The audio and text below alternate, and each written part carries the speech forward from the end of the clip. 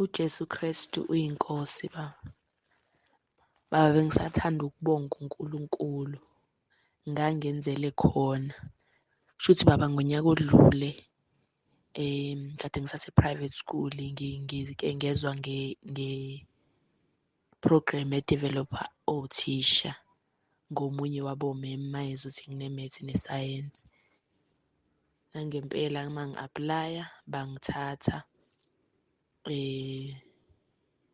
ngafunda-ke kwaze kwaba ngiyabhala ngiyalokhuza.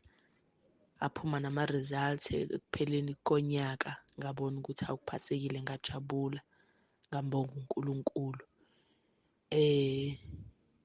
Shuthi baba bebenoku-complain-a-ke nje ngama-certificate ukuthi ayaphuza ukutholakala kwesinye isikhathi. Abanye abakawatholi kuze kube manje ababenza kwiminyaka edlulile lelokhuzana le-course.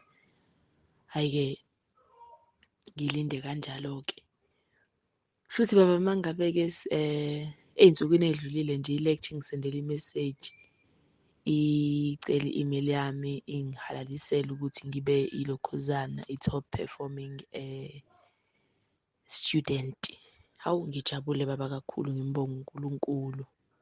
Hhayi mese-ke ngilokhuze-ke be-communicate nami-ke ngayi-email bengimema kwilokhuzana kwi-ceremony leyo yama-award. Hhayi mese-ke ngiye baba ngijabulele ne-certificate ukuthi sengizosithola. Ngiyijabulele kakhulu lokho. Mangifika baba besinikeza ama-certificates benginikeze ne-voucher yase-Woolies. Enkulu i-voucher le benga-expect-anga. Ngimbonge kakhulu baba uNkulunkulu ngajabula kakhulu ngoba phela basikhokhelile nama-fees, basikhokhela yonke into. So mase besinika nokungaphezulu ayi inhliziyo yami imdumise kakhulu uNkulunkulu baba. Nje ngiyambonga kakhulu uNkulunkulu. Umoya wami ngempela uyayitusa inkosi, angazi ngingabonga ngithini kodwa nje ngiyambonga kakhulu uNkulunkulu. Ngimnika lonke udumo. uJesu Kristu inkosi. Jesu Kristu inkosi, baba apostoli, dokotela weZwi, baba Mtsibande, mama Mtsibande, ekhaya leZwi nasentabeni yendlu kaJehova. Baba ngiza ngizoguqa Nkosi amadolo ezinyaweni zakho, ngikuqela Nkosi uNkulunkulu imisebenzi yakhe emangalisayo. Engikhumbulile nami Jesu akangidlulanga. Mntanami aqeda iminyaka 7 ehlezi engafoni Nkosi, engatholwa ndawo, wadikila wahlala phansi. Ngakhuleka Jesu, ngacela umkhuleko baba wasikhulekisa. Lo mkhuleko bengikhuleka njalo Nkosi Jesu ngokwethemba ukuthi nami ngiyofakaza ngelinye ilanga imimangaliso kaNkulunkulu. Phela kunjalo 2024 unyaka wami lonokuvuma izono. uNkulunkulu ufohlile Jesu kuleli ekhaya. Umntanami ubeselembe baba olungileyo yenza internship. Ngegama lakhe linamandla kuMatshi nje utholile i-permanent post. uNkulunkulu ongcwele ngayiya kanjani Jesu kuzofakaza amandla nothando lukaNkulunkulu. Nkosi enhle bathanda bonke abantu enesimvula yakhe kwababi nabahle. Ngithi Jesu Kristu inkosi. Ngibonga amandla Jesu. Ngibonga uthando lwakho ngenceku yakho osiphe yona emhlabeni. Ngoba Nkosi izonqoba amadimoni kaSathane, inqoba uSathane namacebo onke akhe. Akukho kwehlula wena.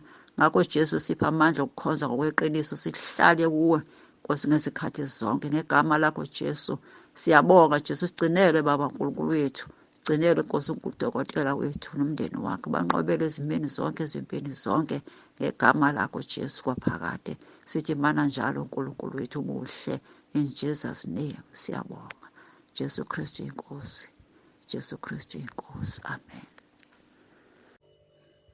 Jesu Kristu uyinkosi baba nomama ekhaya leZwi entabeni yendlu kaJehova kuyabonakala.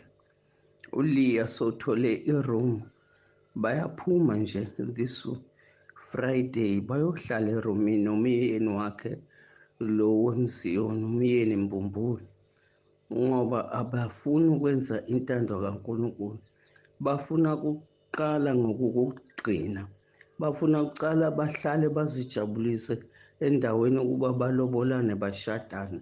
ngakhona bazohlala, kodwa bona bazizwela bomele ukuqala ngokugqinwa ngawo. Ngakho-ke kuyangithokozisa baba ukuthi ngiyosala nenkosi, ngiyosala naNkulunkulu ucobo lwakhe nendodana kaNkulunkulu nomoya oyingcwele. Ngiyohlala ebukhoneni bakho. Baba, ngiyacela chubeka ufundise amaqiniso kaNkulunkulu. Mina ngilalele, uNkulunkulu angisize ngiwenze wonke